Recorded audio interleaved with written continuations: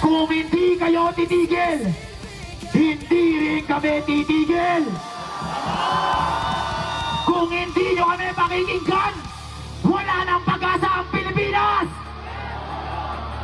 Kung hindi nyo kami pagbibigyan, sa alap ng puso na kayo iiwas.